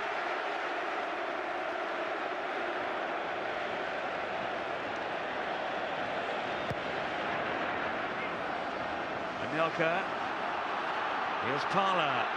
He's on his way. Ray Parlour going right through, tripped in by Howie, who's going to be in big trouble. Well, he's claiming there was no connection, but he surely tripped him. There was cover around him, so no dismissal, but a yellow card for Steve Howie. Well, it was only a slight touch, but I think it was a touch, and I think the only reason that he is on the field is that Dabidaz was also level with him there and might have got a tackle in. But if he hadn't have been there, I think Steve Howie might now have been walking towards the tunnel.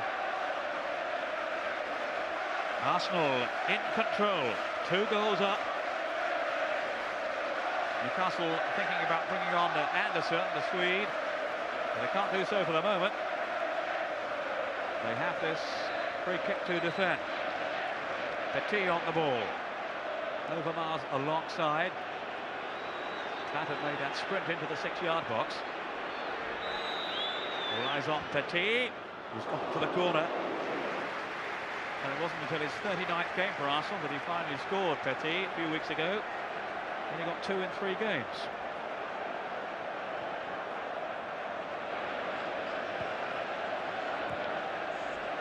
Oh, it was looking very difficult for Newcastle. Now it's looking even harder. Ketsbayer. Well, 1 goal would have been difficult the way Arsenal play at the back. And they just had that glimmer of light when Alan Shearer had hit the post, you know, just a few minutes before. With the comeback from 2-0 against Arsenal, I can't think of any side that's done that this season. And certainly the confidence they've got at the moment, I think it'll be very, very difficult, no matter what Kenny Dalglish does, to actually change the outcome of this game now. Pistone to Barton.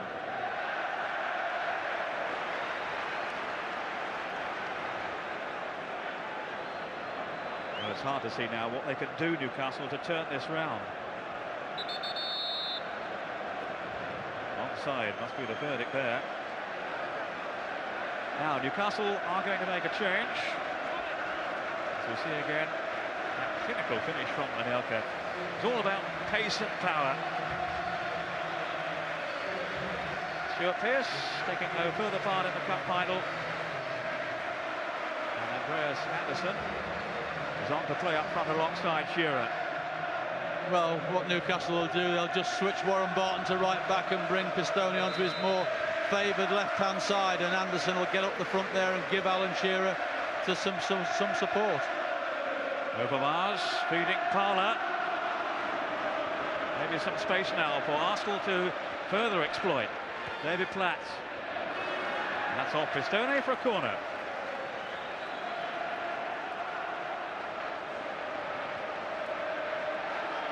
Petit trotting across to take the kick. Adams has stayed back, so has Keown. I think they will feel a 2-goal lead is sufficient. So they're not going to gamble too much. Here's Petit then with the kick. David Platt was near post. So too though was Lee. I'm just thinking to myself now, it might not be too long before it's an ideal time to introduce Ian Wright into the proceedings. You know, Anelka's just scored a tremendous goal.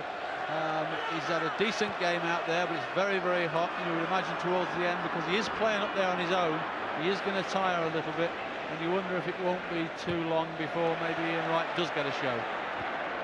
Wright, who came off the bench to score twice, of course, for Crystal Palace in the 1990 FA Cup final against Manchester United in a 3-3 draw. He's got 4 goals in cup finals, Wright. Howie under threat from the ever keen Anelka. Dabizas. Now Gary Speed, some room in which to manoeuvre here. And again, he can't service Shearer. Winterburn. Ray Parler. He's had another tremendous game for Arsenal. Here's Anelka. Not showing too much of the ball, though, to Steve Howie. He's been a constant menace, Anelka, up front for Arsenal.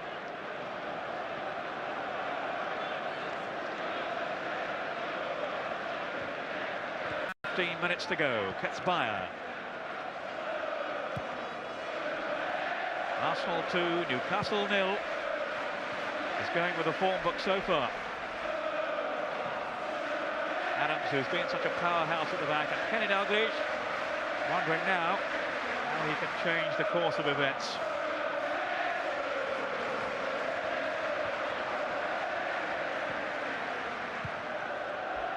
Forward by De Bizas. Shearer made a nuisance of himself, but no more than that. Overmars. He's got the legs on Barton. He's just caught him then, and he has been cautioned, remember, Warren Barton. Don't think he's going to be dismissed here. Just a reprimand and a final warning, perhaps, from Paul Durkin. Yes, I think that's what it is. I think it's Warren, be careful, son. Yeah. I can't afford to let you get away with that once more. You've had that booking. He might have a problem as well, because Warren, certainly Steve Watson's stripping off on the far side very quickly here, so maybe Warren Barton's got a problem as well. Yeah, he's walking a little ruefully at the moment. Here's Steve Watson, such a versatile performer. You can slot him in just about anywhere. Petty. Anelka. Did well to keep it in. Initially, anyway. Now, Malcolm McDonald, who's had a foot in both camps in the past. What do you make of it now, then, Malcolm? Aren't they so cruel, Arsenal? Just when Newcastle looks as if they were going to get back into the game, and they were looking so positive, and they were getting forward so well. And if you get one chance, you really do have to take it. And then Arsenal, so cruel, they suddenly hit them on the rebound, and then it seems like the game's all over now. But Newcastle had their chance. Warren Barton is indeed having to go off, and Steve Watson, such a favourite with the Newcastle fans, is on to take his place. First played as a 16-year-old, the youngest ever debutant for the club. Rather in and out of the team lately, but he's had injuries. Indeed, he sustained quite a serious one in the Stevenage replay, I remember. Gary Speed to Shearer. Only a whisker away from an equaliser, but now it's swung further out of Newcastle's reach, thanks to that second goal from Anelka. Overmars, scorer of the first. That was Parler's touch. De Bizas. And Watson, who's simply taken up that right-sided role, vacated by Warren Butt. Anelka in pursuit. Given had to be quick. And Watson. Well, it's a good job he read that situation, because Anelka was away yet again, and David Has was never going to get close to him. Look, he's away from him, he's not going to catch him. But Shay Given does well there, having read that through ball.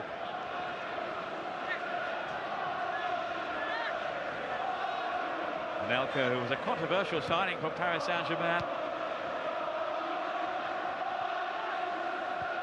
When he first arrived at Highbury, there were doubters, certainly, wondering if he could acclimatise, whether he could adapt to the English game, but he has certainly proved his critics wrong. He's got stronger and stronger and stronger throughout the season.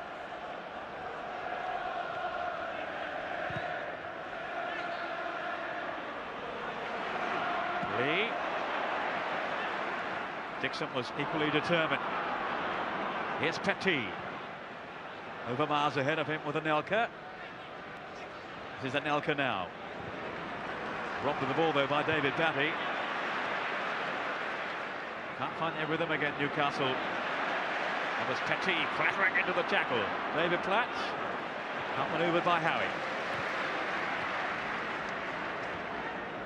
David Platt, who's something of a bit part player these days, and may well be moving into management fairly soon. Shearer down for Anderson. Yet to make a real impact, Anderson, since his move from Milan to St James's Park. Batty, ever competitive in the midfield. Off goes Watson now. But again, there's nothing on for Shearer in that Arsenal penalty box.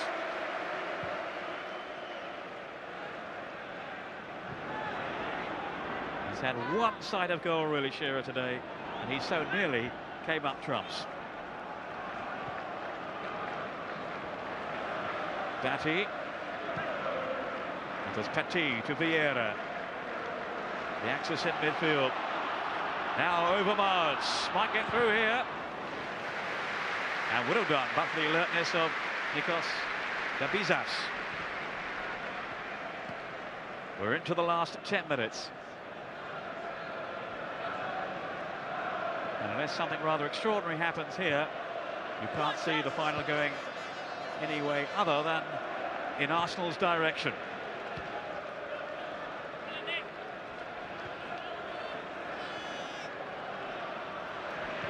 Batty to Pistone, now operating down the left side there. Parler snapping back at him. A sturdy challenge, but a fair one. David Batty. They desperately need a goal now, Newcastle, to revive their flagging hopes here. Watson away from Overmars and Petit. Ketspire. Still they can't probe an opening. Overmars, and always a threat of more Arsenal goals on the break. Vieira for Anelka. Oh, the flag was up a little late. I think he was offside, but Anelka was offside. I think why the linesman kept his flag down was that Vieira played the ball through, and it looked like he was going to follow the ball himself. And if he had done that, then he wouldn't have put the flag up. But once Anelka made a move towards it, then it was always offside. Terrific block then by Tony Adams on Shearer.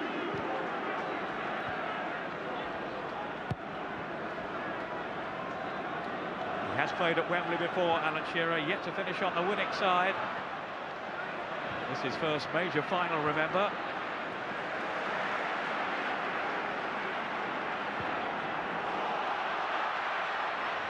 Anelka shaking off Pistone. Still Anelka. That's Parler. Well, he shakes his head again. He's had 3 good opportunities now. He covers the ground, Ray Parler. He must have made up 40 yards there. And to be fair, Anelka does well, holds it up, waits for support. But Parler, when he gets sight of that goal, he just gets a little bit excited, and therefore the ball goes over. Vieira.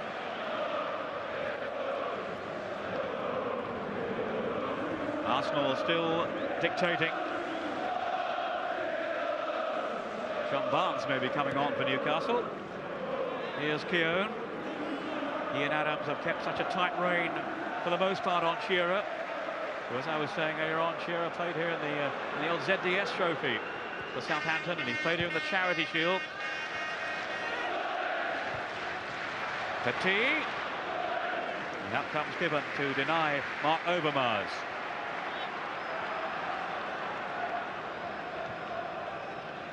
Ketspire will make way for John Barnes. We think that's yet to be confirmed. Watson, speed with the flick, but Anderson couldn't latch onto it. Adams, Vieira, dispossessed though by Ketspire. Now it's David Batty. Lee spinning away from Platt, who left his leg trailing.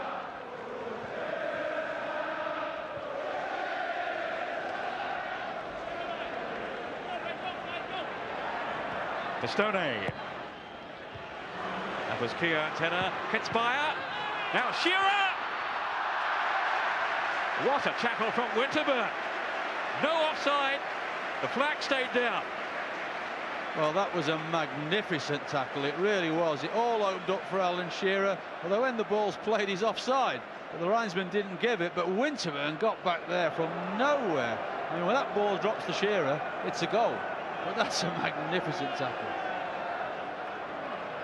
Well, they say he's played like a teenager this season. Not a 34-year-old Winterburn. He's there again. So was Shearer. Watson. Foul. I think it was Vieira's challenge, the initial one. Well, no question, Winterburn saved the day in depriving Alan Shearer of a goal.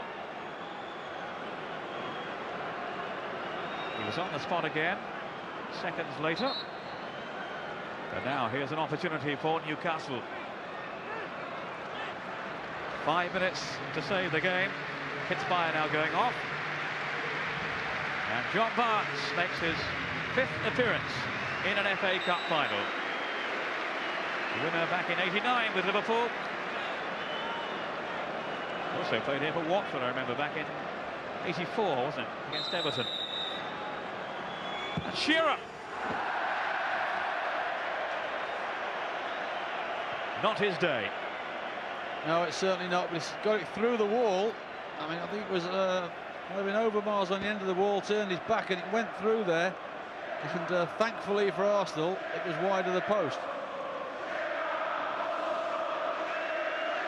Well, they've certainly had a scare or two, Arsenal, in the second half. But the second goal, you would think now, has killed off Newcastle's challenge. Bizas. 4 minutes to go. Winterburn straight to Batty.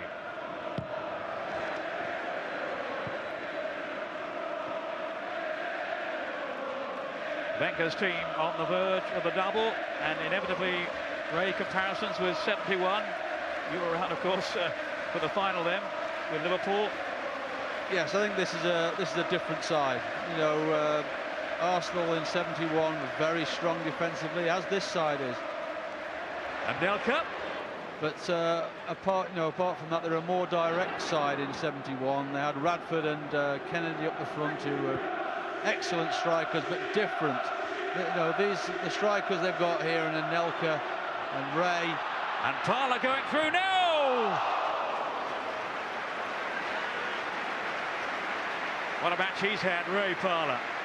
Well, he's not on the score sheet, but he's done everything else in this game. That's a certainty. He's made something for himself out of absolutely nothing there, and just hits the upright after breaking through. But I would think he's got to be a contender for man of the match. But not a contender for England's final World Cup party, omitted by Glenn Hoddle. Maybe if Glenn, I'm sure he's watching today, maybe he'll be having second thoughts on the strength of his contribution this afternoon to the Arsenal cause. Batty being harassed by Platt. Arsenal almost there. Pistone. Anderson.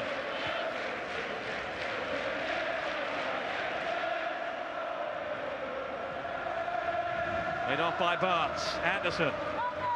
Away from Adams. And Seaman keeping a watchful eye on it as Bizas came hurrying forward again. Was that a storming game, Ray Parler? They'd on that chance early on, remember, for Anelka. He's been surging down the flank. His industry, his commitment has been first class.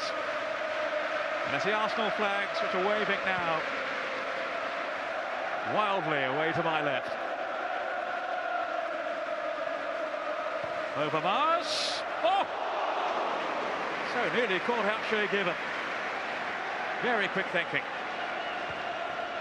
Well, that would have been one of the goals at Wembley, wouldn't it? Watson. Now Bizas. Steve Watson again. Still the Newcastle fans encouraging their team. Anderson wriggling through, still Anderson. And Gary Speed has hit it wide.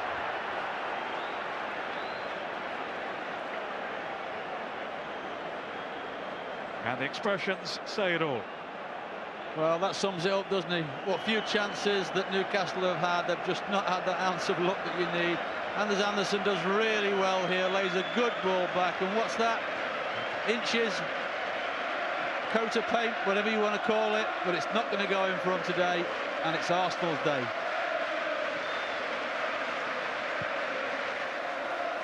The despair of Kenny Dalglish. So often a Wembley winner.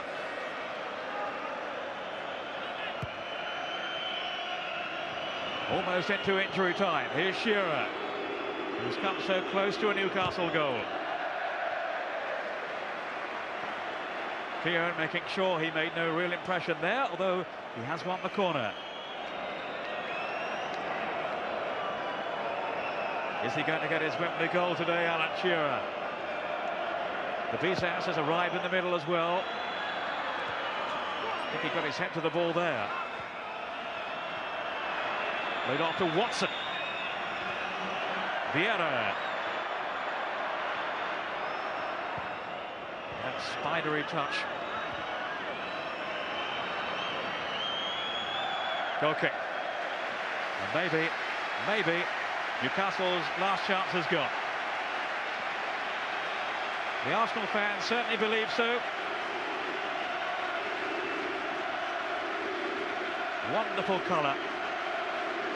And it's made for a cracking atmosphere, with the vocal support that Newcastle fans have given to their team as well. They haven't stopped cheering all afternoon.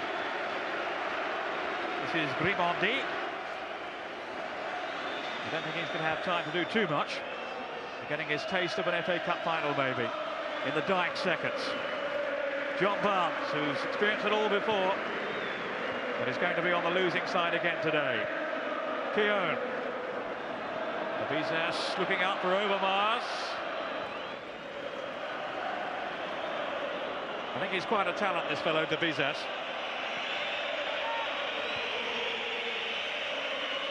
Shearer. Still Newcastle pressing, still hoping for some kind of consolation now. At least they've given it a real go in the second half. But it's a league and cup double for Arsenal, for the class of 71. Read now, the heroes of 98. Overmars with a goal that sent them on their way. Winterburn with that vital challenge laid on Alan Shearer. Only the second club in the history of the English game to complete the double-double. Arsenal have now emulated Manchester United's successes from 94 and 96. And Arsene Wenger has written his name into the record books in the most astounding fashion. The first foreign manager to win the English title, now the FA Cup to follow as well. Utter dejection for Steve Watson and the Newcastle team. Well, it's a truly amazing achievement by Arsene Wenger, the man whose managerial adventure in this country is only in his second season. And no doubt about it, Ray Clements, they won the game in some style. Yes, they did exactly what they had to do. You know, they were always in charge. There was a spell at the start of the second half where certainly Newcastle got into the game a little bit more, certainly in the midfield areas. But apart from the mistake by Martin Keown, which allowed Alan Shearer a clear-cut opportunity, which he hit the post with, apart from that, really, Newcastle have never opened up the Arsenal defence at all. And therefore, Arsenal have been comfortable, have hit on the break. And when you've got the pace of Overmars and that man there, Anelka, then you've always got chances of scoring. And they were the two people who had the influence in the end to actually put the balls in the net. It was finishing of the highest class. Dennis Bergkamp there. So sad at missing out on the final, but so pleased for his teammates. What a part he has played. The PFA and Players Player of the Year, the Football Writers Player of the Year as well, Dennis Bergkamp. What a part he's played in their success. Their win here today really confirming what had seemed apparent for quite a few months now. The balance of power on the highest echelons of English football has swung unerringly from Old Trafford to Highbury. Make no mistake, Arsenal's achievement in taking the double is just reward for the stunning way in which their exceptional season has come alive. Well, Malcolm McDonald, you would feel for Newcastle, but I'm sure admire the way Arsenal have set about their task this afternoon. Peter, I couldn't agree with you more. I was so impressed with the way that Newcastle came back in the second half. They came back with such spirit. They had chances that could have won them the game. But in the end, well, what an incredible achievement for Arsenal, that in the last 3 decades, they've actually won 2 doubles. And I think it is just something quite astounding. It's been such a privilege to be here today, to see Arsenal win the double. But really, I do feel so much for Newcastle, because it was just a coat of paint, as Ray Clements said, that stopped them from getting back into the game when Alan Shearer hit the post. And then they've had chances after that. And I do feel for them. I've been down there, I've been in that losing position, and I know how it feels to be so near yet so far away from that piece of silverware it's so important to everybody on Tyneside, and how sad that area is going to be. But nevertheless, the team did not disgrace themselves. They really did come back with a fight back in the second half. A beaming smile from David Seaman, and even from Ian Wright. I say even takes a lot to curb that man's enthusiasm, but he didn't get on today, Ray, Ian Wright, and he had a consoling arm around his shoulder from Arsene Wenger, I saw there. Yeah, still be disappointed, Ian Wright, because obviously, he wants as many games as he possibly can because of the time he's been out this year and with the internationals coming forward as well. But he'll be disappointed from that point of view, but he loves Arsenal, and he'll be as pleased as anybody. Arsenal have done that double, and they won't have the 71 team thrown down their neck again, as has happened since that era. Well, sympathy as ever for the losers. Newcastle, starved of success for so long, were so anxious to wipe out the memory of their rather dismal showing here on their last cup final visit back in '74.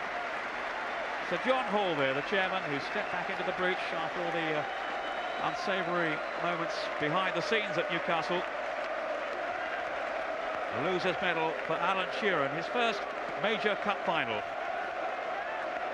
Kenny Dalglish's team have to accept second best again on the day at the end of a season which certainly hasn't lived up to expectations. One of their oldest fans there, but they're here today in all shapes and sizes, all ages, and they have been wonderful supporters, those who follow Newcastle. But what a season for Arsenal, breathtaking at times, with the quality of their football en route to the Championship. Now they've triumphed at Wembley. Their second FA Cup final win in 5 years, their 7th overall, one more now than Newcastle. It's the double-double for Arsenal. And what an inspiration the man we saw there in the picture, Ray Clements, Tony Adams, has been. Well, you look at those two men in the pictures before, Tony Adams and David Seaman. What an influence they've got on the Arsenal side. Tony Adams in particular, because he's a leader and he can get to other people around the field. But Tony Adams knows how important that David Seaman is to him behind him, in terms of if they ever get past that back four, then they've got one hell of a task to get it past David Seaman. And although Alan Shearer's one opportunity on his left foot there, he did beat David Seaman. David had his angles totally correct, and although it went past his left hand, I think David, being the confident person that he was, would have said to you now that I knew it was either going to hit the post or it would go wide, because he had the rest of the goal covered. David Dean there, the man who brought Arsene Wenger to the club. A lot of people said, Arsene who? He was confident that Wenger was the man, and how right he has been proved. So Tony Adams leads the Arsenal team to the FA Cup.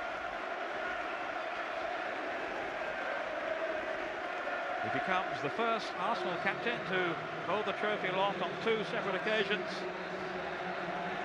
And really, in the history of this famous competition, can there have been a more inspirational figure with his hands on the trophy? The cup belongs to Arsenal. And after all his personal troubles off the field, this surely, for all his success in the past, must be Tony Adams' most satisfying season.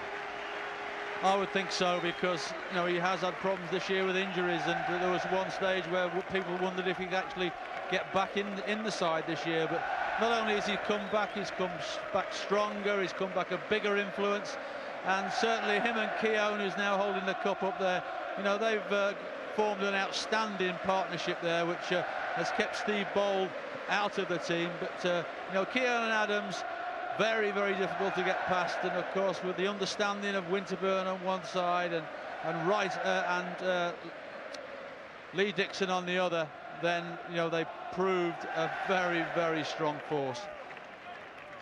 Arsenal worthy winners of the FA Cup. And that's it from myself, Peter Brackley, and from Ray Clements. I'll hand you back now to John Helm with Malcolm McDonald. John. Thank you very much indeed, Peter. Our congratulations certainly go to Arsenal. There's been some symmetry about it, if you like, this week. I, earlier in the week, saw Chelsea win the European Cup Winners' Cup for the first time since 1971. What a coincidence that Arsenal today should do the double for the first time since 1971. It's amazing, isn't it? History repeating itself. But I was just watching there Tony Adams raising the cup as captain of Arsenal. He really is a giant amongst men, that guy. And he is out there today.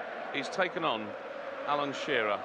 And he really has been absolutely magnificent. But I was listening also to Peter and Ray earlier, and they were mentioning Ray Parlour. And look, here we go, the first ever foreign coach to raise the FA Cup. You talked about the style of Arsenal. Now that shows the style of Arsenal. A player who's missed out in a big way today, Dennis Bergkamp, able to go and show off the silverware. Absolutely, everybody takes part at Arsenal. They always do it so well, and it's as important to be a part of the squad as it is to be a member of the team. That everybody has got such an important role to play, and it's lovely to see Dennis Bergkamp with the FA Cup. It's a shame that we didn't see him play today.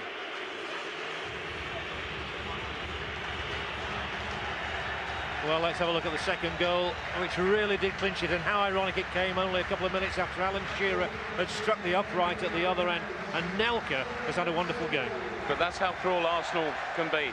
And yes, this is devastating finish by Anelka. Beautiful control on his chest. And he sees Given coming out of his goal, and he just sizes it up nicely. Thank you, I'll stick this one in the corner. And what a way to win the game. But didn't that sum up the difference between the two sides today? Alan Shearer hits the inside of an upright, and right in the last minute, Gary Speed should have scored here, and Nicholas Anelka, given a chance, scored. Absolutely, yes. Newcastle have had the chances, but you know that really is how fine a line it is between winning and losing. That Alan Shearer's hit the inside of the post, and Anelka's shot goes inside into the corner. Well, 150 million people around the world from 150 countries have been watching this transmission, and I'm going to let them all into a secret now, Malcolm. Before this game started, an hour before, when the two teams were out on the pitch, you said to me, Arsenal are going to win today, and I'll tell you why. Now, why was that? Yes, I did. I watched both teams coming out when they were still in their suits before they got changed.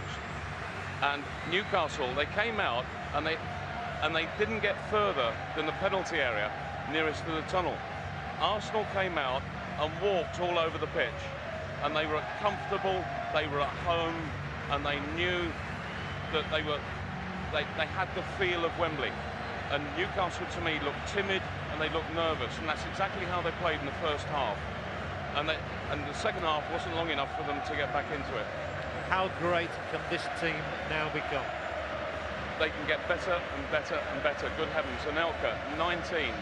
Where he's going to go, heaven only knows. The guy is such a wonderful talent. Alan Shearer, now he's got to go and do it in the World Cup. That's going to be his target, and for sure he's going to get better service with England than he gets at Newcastle. Newcastle did give it a go in the second half, as you said, and it seemed to me that in midfield, David Batty and Gary Speed suddenly started to get a bit of self-belief. Yes, they did, and they seemed to get a little bit more width, and that was so important, and they stretched Arsenal out somewhat. Arsenal couldn't control the game so much, and hence Newcastle started to get forward. And you know, when they go forward, they're such an exciting side to watch. But there is just one point that I would make, that we can just look at the second half. It's all too easy to do that. But there was a superb goal scored in the first half, and that was what set it all up for Arsenal. And it was that guy Overmars. And that bit of pace, that lightning pace, and then the lightning pace of Anelka in the second half. I tell you, it's pace that wins games. Well, what a year for the City of London. Chelsea won the Cup Winners' Cup and the Coca-Cola Cup. Arsenal won the Premier League and the FA Cup. This was the third time Arsenal and Newcastle United had contested the most famous cup final of all. In 1932, Newcastle won 2-1. In 1952, Newcastle won again 1-0. But 1998 will be remembered as Arsenal's year. They've repeated their feat of 1971 and won a famous Cup and League double. They've gained revenge for those two previous defeats, and they've vanquished Newcastle for the first time at Wembley. The 1998 FA Cup winners are the mighty Arsenal.